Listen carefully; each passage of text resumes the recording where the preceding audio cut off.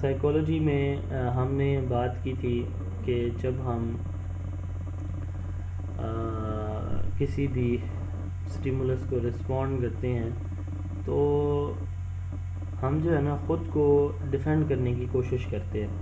ہم کوئی غلطی کر رہے ہوتے ہیں, کوئی غلط سوچتے ہیں اور غلط کرتے ہیں, تو ہم جو ہے خود کو ڈیفینڈ کرتے ہیں کہ جی میں یہ کام اس لیے کر رہا ہوں. اس کو ہم کہتے ہیں defence mechanism.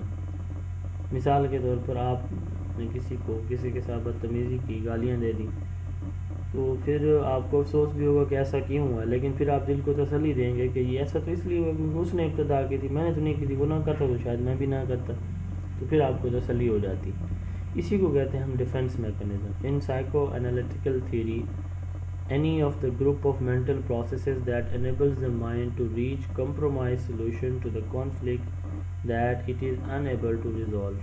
The process is usually unconscious. یہ وہی جو ہم نے conscious unconscious پڑھا تھا, تو یہ unconscious ہوتا ہے. The term was first used by the Sigmund Freud in his paper Neuropsychosis of the Defense. پھر اس کی بیٹی ہے اینا فرائڈ, اس نے اس پہ کام کیا اور اس کے 10 میکانزم ڈیولپ کیے. وہ 10 میکانزم کون سے ہیں؟ سب سے پہلے ہے ریپریشن, ریپریس کرنا. پریس تو آپ کو پتہ ہے, ریپریس کا مطلب یہ ہے کہ پہلے سے پریس شدہ کو مزید پریس کرنا. ایک واقعہ ہو چکا ہے, گزر چکا ہے, پریس ہے وہ, یعنی میموری میں کہیں پڑا ہوا ہے. تو ریپریس کیا ہے؟ آپ اس کو یاد ہی نہ کریں, تو یہ ریپریشن ہے, پڑے ہوئے واقعے کو اور دور پھینک دینا. ٹھیک ہے. دا ایکسکلوژن آف ڈسٹریسنگ میموریز, ایسی واقعات, میموریز, تھاٹس, فیلنگ, ٹھیک ہے, ہمارے جو کانشیس مائنڈ کے اندر ہوتے ہیں, جس سے ہمیں کوئی ٹینشن فیل ہوتی ہے, انگزائٹی آتی ہے, اس کو آپ ڈسٹریس کر دیتے ہیں. The exclusion of the distressing memories, thoughts or feeling from the conscious mind. Unwanted thoughts or impulses being unconsciously pushed out of the awareness. They reappear in dreams or tongue slip. وہ ہم نے پڑھا تھا نا, tongue slip اس میں unconscious mind میں. تو اس میں جو ہماری سپریشن, ہم جان بوجھ کے کسی چیز کو نہیں سوچتے, ٹھیک ہے, تو اس کو ہم ریپریشن کہتے ہیں, جس سے ہمیں کوئی پریشانی ہوتی ہے. Reaction formation, behave in the opposite way to which he or she thinks or feels. آپ کسی سے مخاطب ہیں, ٹھیک ہے, تو وہ جو سوچ رہا ہے, سوچ رہی ہے, آپ اس کے اپوزٹ چلتے ہیں. مثال کے طور پر آپ اپنے لائف پارٹنر کو, آپ اپنے بچوں کو, فیملی میں سے کسی کو, فرینڈز میں سے کسی کو, آپ کہتے ہیں کہ جی مجھے آپ سے نفرت ہے. اب یہ بیسیکلی نفرت نہیں ہوتی آپ کو, آپ اظہار محبت کر رہے ہوتے ہیں لیکن ایک اپوزٹ وے میں, ٹھیک ہے.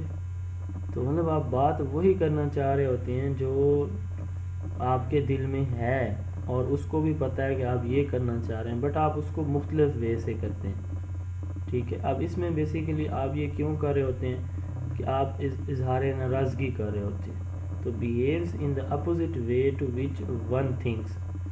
مثال کے طور پر a young boy who bullies a young girl, ایک لڑکا ایک لڑکی کو جو ہے وہ تنگ کر رہا ہے. On a subconscious level he is attracted to her. Basically وہ اس کو پسند کرتا ہے. Sarah is jealous with the promotion of the Anam. Sarah Anam کی پروموشن سے jealous ہے, but she pretend to be happy and congratulate her.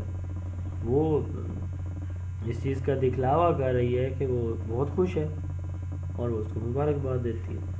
تو یعنی اپوزٹ وے میں آپ بیہیو کرتے ہیں, جس طرح آپ کرنا جو ہے وہ چار ہوتے ہیں, اس کے اپوزٹ وے میں آپ بات کرتے ہیں.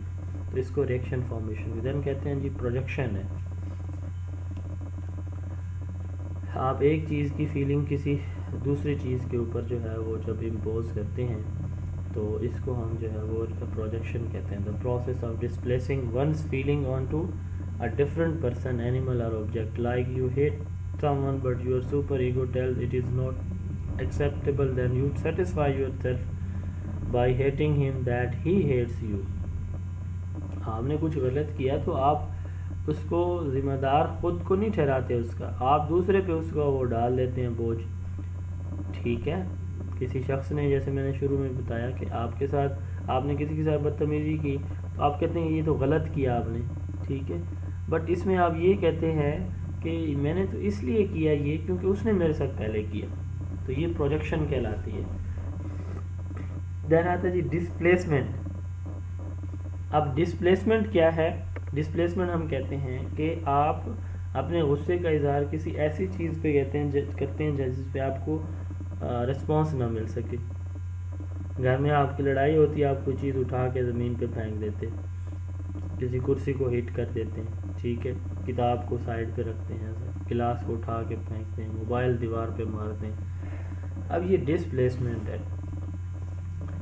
آپ ایسے سبسٹیٹیوٹ کے اوپر جو ہے غصے کا اظہار کرتے ہیں جس کا وہ کم ہو، جس پہ آپ کو پتہ ہے کہ ریئیکشن کم ہو، یہ ڈسپلیسمنٹ ہوتی ہے. دین آتا ہے یہ ریگریشن. ریگریشن یہ ہے کہ آپ نے جو ہے وہ ایک سٹیج سے آپ گزرے، اگلی سٹیج پہ چلے گئے، ٹھیک ہے، تو پھر آپ واپس پچھلی سٹیج پہ آ جاتے ہیں.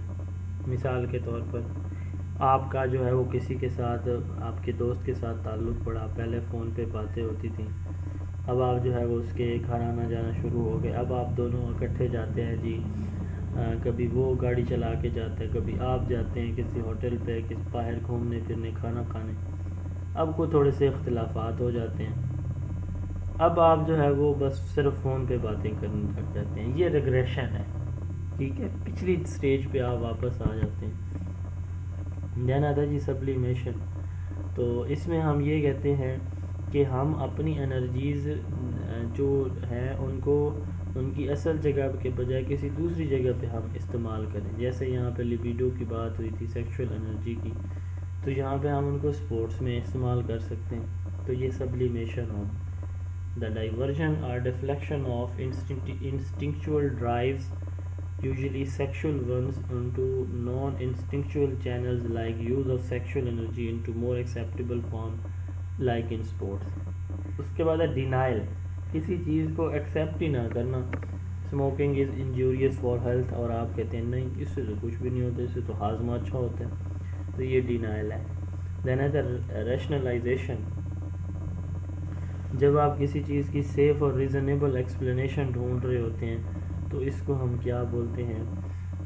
ریشنلائزیشن بولتے ہیں. جیسے مثال کے طور پر گندم کی فصل اس سال اچھی نہیں، بس یہ جی اللہ تعالیٰ کی مرضی ہے، ٹھیک ہے، بس اللہ تعالیٰ کو ایسے ہی منظور تھا، اور ہم یہ نہیں سوچتے کہ ہم اپنے زمین میں سے جو اللہ تعالیٰ کا حصہ ہے 10واں 20واں زکوٰۃ نہیں نکالتے، تو اس کو بھی ہم کہتے ہیں کہ اللہ تعالیٰ کی مرضی. اللہ تعالیٰ نے تو آپ کو بڑا واضح پیغام دے دیا کہ بھئی آپ نے 10واں حصہ اپنی فصلوں میں سے نکالنا ہے، اپنے مال میں سے 2.5% نکالنا ہے، ٹھیک ہے. اور جب ہم نہیں نکالتے تو پھر کیا ہوتا ہے جی، گاڑی جو ہے وہ خدا نخواستہ گاڑی کو حادثہ ہوتا ہے اور گاڑی جو ہے وہ تباہ ہو جاتی ہے، تو وہ کئی گنا زیادہ نکل جاتا ہے پھر. اور ہم کہتے ہیں کہ جی یہ اللہ تعالیٰ کی طرف سے، وہ بے شک اللہ تعالیٰ کی طرف سے ہوتے ہیں، لیکن اگر آپ صدقہ، زکوٰۃ، عطیات یہ دیتے رہیں تو اللہ تعالیٰ یقیناً آپ کو اس طرح کی پریشانیوں سے محفوظ رکھتا ہے. یہ ریشنلائزیشن ہے کہ ہم یہ سیف ریزنیبل ایکسپلینیشن ڈھونڈ لیتے ہیں کسی چیز کی. دین ہے انٹروجیکشن.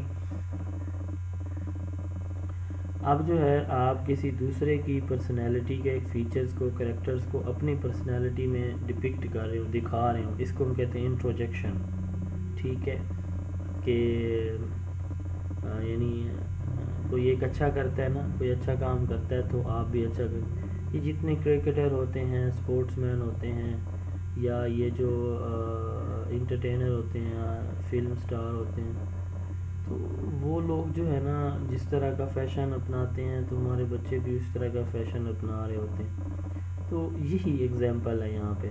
وہ کوئی ڈائلاگ بولیں گے تمہارے بچے بھی وہی بول رہے ہوتے ہیں. تو یعنی کسی دوسرے شخص کے پرسنالٹی کریکٹرز کو آپ اپنے کریکٹرز کے اندر شامل کر لیتے ہیں. یہ انٹروجیکشن ہے. Identification with the aggressor. تو اس میں یہ ہوتا ہے کہ آپ جو ہے اپنے آپ کو بچانے کے لیے آپ کیا کرتے ہیں کہ آپ کسی ایسے شخص کا بیہیویئر اپناتے ہیں جو زیادہ اسٹرانگ، پاورفل، ہاسٹل ہو، ٹھیک ہے. یعنی کسی کو ظالم قسم کے سیاسی کی پشت پناہی آپ اختیار کر لیتے ہیں. تو یہ آئیڈینٹیفیکیشن ود ایگریسر ہوتا ہے. تو یہ بیسیکلی ہمارے 9 ڈیفنس میکانزم تھے. اس کے بعد اگلی تھیوری جو سگمنڈ فرائڈ نے دی ہے وہ ہے تھیوری آف لائف اینڈ